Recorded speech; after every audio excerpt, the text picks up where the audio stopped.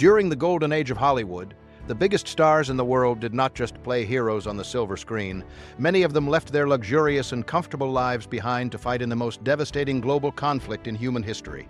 Today, we are exploring 8 legendary classic actors who bravely served in the United States military, trading studio lights for real bullets and unimaginable horrors. Number 1. Audie Murphy. Audie Murphy was not just a massive movie star, he remains one of the most decorated American combat soldiers of World War II. Born into extreme poverty in a large family in Texas, Murphy attempted to enlist immediately after the attack on Pearl Harbor, but he was flatly rejected by both the Navy and the Marine Corps for being too young, too short, and severely underweight. Refusing to take no for an answer, he falsified his birth certificate to appear older, and finally managed to join the United States Army in 1942. During his 3 years of active combat service, Murphy demonstrated a level of bravery that is almost impossible to comprehend. He fought directly on the front lines in massive campaigns across North Africa, Sicily, Italy, and France, quickly rising through the ranks from a private to a first lieutenant.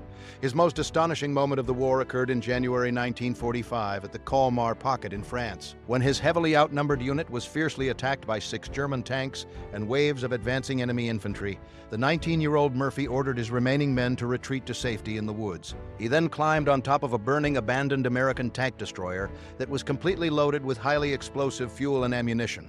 Using the vehicle's mounted machine gun, he single-handedly held off an entire German company for over an hour, sustaining a severe leg wound but absolutely refusing to abandon his position. For this unbelievable action, he was awarded the Medal of Honor, the highest military decoration in the country. After the war ended, Hollywood quickly brought him in and turned him into a highly successful leading man, but the brutal combat left deep, permanent scars. Murphy suffered terribly from what was then called battle fatigue, known today as post-traumatic stress disorder.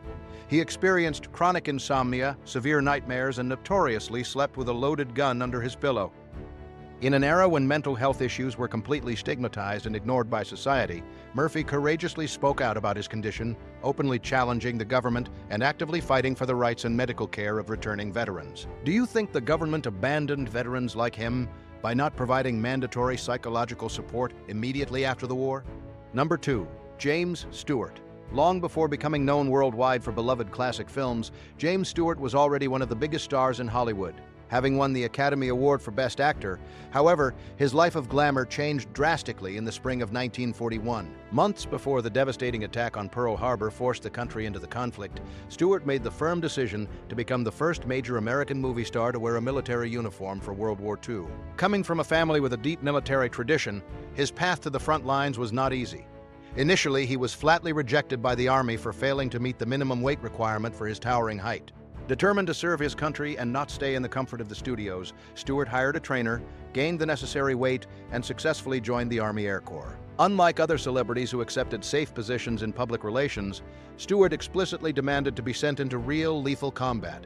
After intense training as a pilot, he was sent to England commanding squadrons of heavy B-24 Liberator bombers. Stewart flew in 20 official and highly dangerous combat missions over occupied Europe and German territory, constantly facing massive anti-aircraft fire and attacks from enemy fighters. His leadership under fire earned him multiple prestigious decorations, including the Distinguished Flying Cross. Despite his heroic acts, Stewart absolutely refused to speak publicly about his wartime exploits or allow the studios to use his military service for promotion, considering it an extremely private matter. He returned home with the rank of colonel and continued to serve in the Air Force Reserve, retiring decades later as a brigadier general.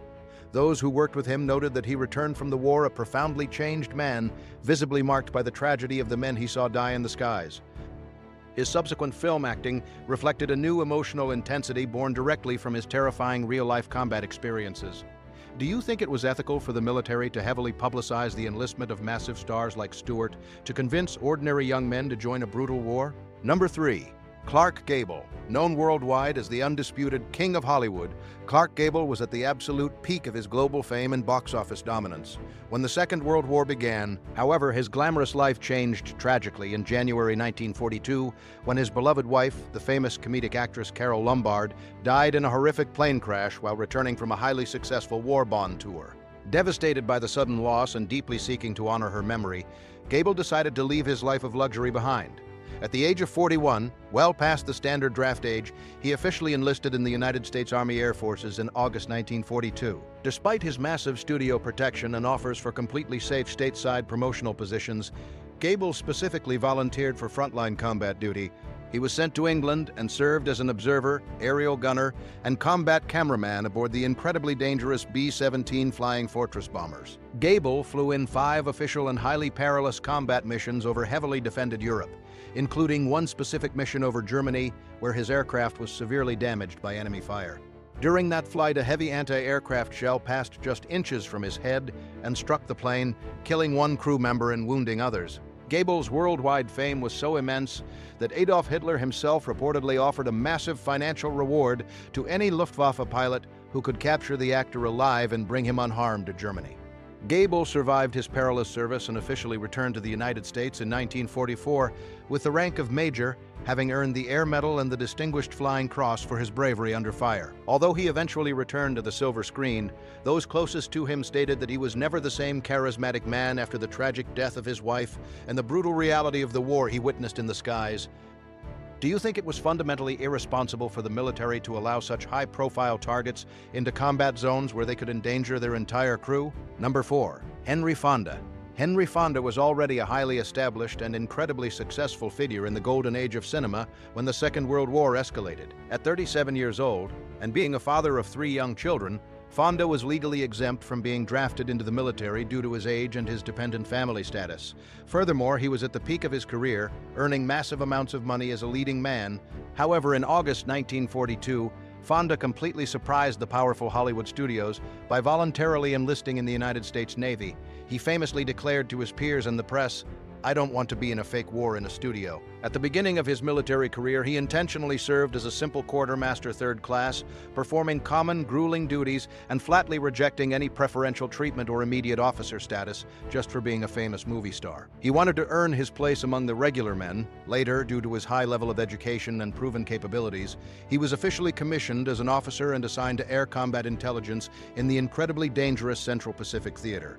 Fonda served aboard the destroyer USS Satterley, actively participating in the detailed planning and execution of vital naval operations under the constant threat of enemy attacks. During his 3 years of active military service, he earned the absolute respect of his fellow sailors, who saw a wealthy, privileged man who willingly left behind the red carpets and mansions to sleep in cramped ship bunks and share the exact same lethal risks as any other enlisted soldier. For his outstanding service under extreme pressure in active combat zones, Henry Fonda was officially awarded the Bronze Star Medal and a Presidential Unit Citation.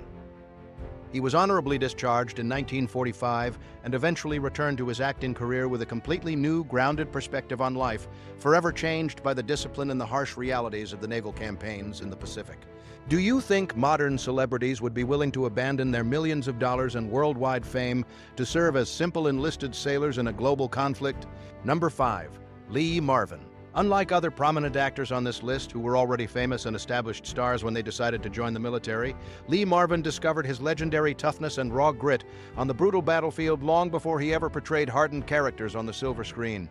In August 1942, at the young age of 18, Marvin made the life-altering decision to drop out of high school and officially enlist in the United States Marine Corps. He was subjected to intense, grueling training and was subsequently assigned to the highly respected 4th Marine Division.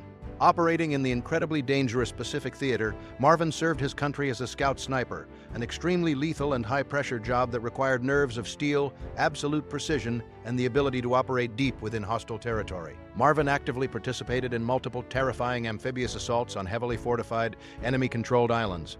However, his ultimate and most devastating test came during the horrific Battle of Saipan in the summer of 1944. The combat was described as absolute hell on earth.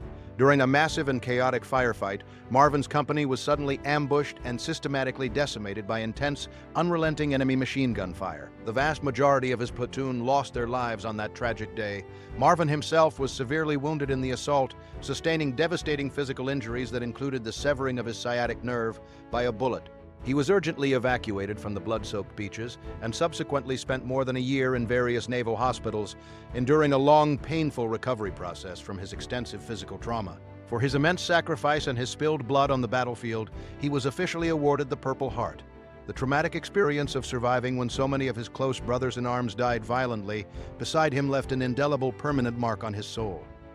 Marvin ultimately carried that heavy emotional intensity, profound survivor's guilt, and raw authenticity into his legendary acting career, eventually becoming one of the most respected and genuinely feared performers of his entire generation in Hollywood. Should schools be required to teach the explicit, brutal reality that teenage soldiers like Marvin faced, or is the graphic truth of war too violent for younger generations to handle? Number 6. Charles Bronson.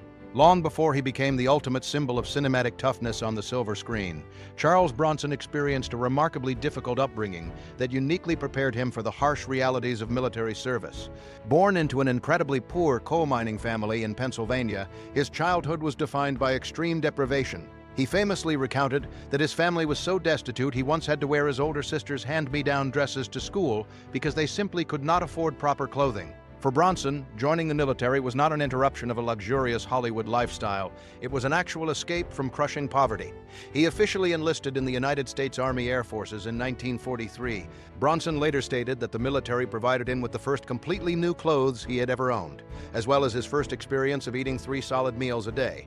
He was rigorously trained and assigned as an aerial gunner aboard the massive B-29 Superfortress bombers. Deployed to the perilous Pacific Theater, Bronson flew in 25 highly dangerous combat missions directly over the heavily defended Japanese home islands. Serving as a gunner meant he held one of the most lethal and exposed jobs in the sky, tasked with defending the bomber from agile enemy fighter planes while enduring intense anti-aircraft flak. During one of these harrowing combat missions, Bronson sustained severe shrapnel wounds in battle, an injury for which he was officially awarded the Purple Heart. After the war concluded in 1945, he was honorably discharged and astutely utilized the educational benefits provided by the GI Bill to study acting. The weathered face, the impenetrable stare, and the quiet demeanor that defined his iconic career were not the result of acting classes. They were forged in the genuine misery of his childhood and the deadly fire of the skies over the Pacific. Do you consider it exploitative that the military system often relies on young men in extreme poverty, offering them basic human needs in exchange for risking their lives in war? Number 7. Tyrone Power. During the early years of the 1940s, Tyrone Power was widely considered one of the biggest, most handsome, and most bankable leading men in the entire global film industry. He truly had it all: immense wealth, international fame, and an absolutely untouchable Hollywood career. However, shortly after the United States officially entered the devastating global conflict following the attack on Pearl Harbor, Power firmly decided that he simply could not stand on the sidelines and watch other men fight for his freedom. In August of 1942, he voluntarily walked away from his highly lucrative studio contracts and officially enlisted in the United States Marine Corps. Despite his incredible fame, he did not seek a safe desk job or a position in public relations. Instead, he successfully completed a highly rigorous and physically demanding flight training program, eventually earning his wings and becoming a highly skilled transport pilot. The specific job that Power was assigned was incredibly lethal, completely unglamorous, and entirely focused on the raw survival of other men in combat. He was officially assigned to a busy Marine transport squadron operating deep within the treacherous Pacific Theater. During his deployment, Power courageously flew multiple dangerous missions under intense, unrelenting enemy fire during some of the most horrific and bloody battles of the entire war, specifically including the terrifying campaigns of Iwo Jima and Okinawa. His daily, life-threatening work consisted of directly piloting large, vulnerable transport aircraft into highly active war zones, landing on heavily damaged dirt runways while under active artillery attack. His mission was to deliver vital ammunition, medical supplies, and desperately needed reinforcements to the exhausted ground troops. On his terrifying return flights, his unarmed aircraft evacuated hundreds of severely wounded and dying Marines toward naval hospital ships, often while aggressive enemy fighter planes actively attempted to shoot them down from the sky. Power miraculously survived his incredibly perilous service and eventually returned to his glamorous life in Hollywood, but he deliberately chose never to boast about his military record, maintaining a profound, quiet respect for the infantrymen he had helped save. Was it inherently unfair that the media paid massive attention to the military service of movie stars, while thousands of regular transport pilots did the exact same lethal job without ever receiving any public recognition? Number 8.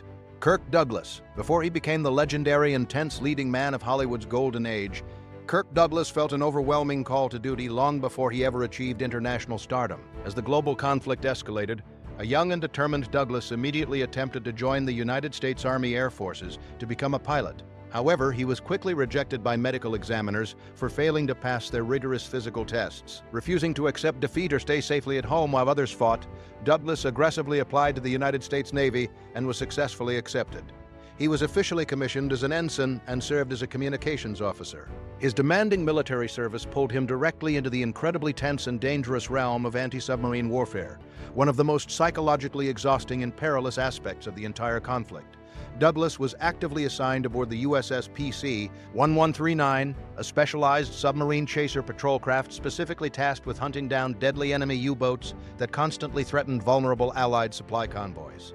Life on these small, heavily armed vessels was defined by extreme tension and the constant invisible threat of sudden destruction from below the waves. In 1944, the crew of his ship detected what they firmly believed to be a hostile enemy submarine lurking beneath them, and quickly launched a barrage of highly explosive depth charges. Tragically, during this chaotic engagement, one of the massive explosives accidentally detonated prematurely. The incredibly violent blast physically threw Douglas across the deck and slammed him against the steel structure of the ship, causing severe internal injuries that required immediate hospitalization and months of painful recovery. Because of the absolute severity of these physical wounds, he received an honorable medical discharge in 1944, abruptly ending his military service, but having genuinely sacrificed his health for the war effort. He eventually returned home, utilizing his unbreakable determination to forge a historic cinematic career. Do you think that veterans who are severely injured in tragic training accidents or friendly fire incidents deserve the exact same respect and financial compensation as those who are directly injured by enemy forces? If you enjoyed this video and would like to learn more about the incredible untold history of classic Hollywood, don't forget to leave a like and subscribe for more.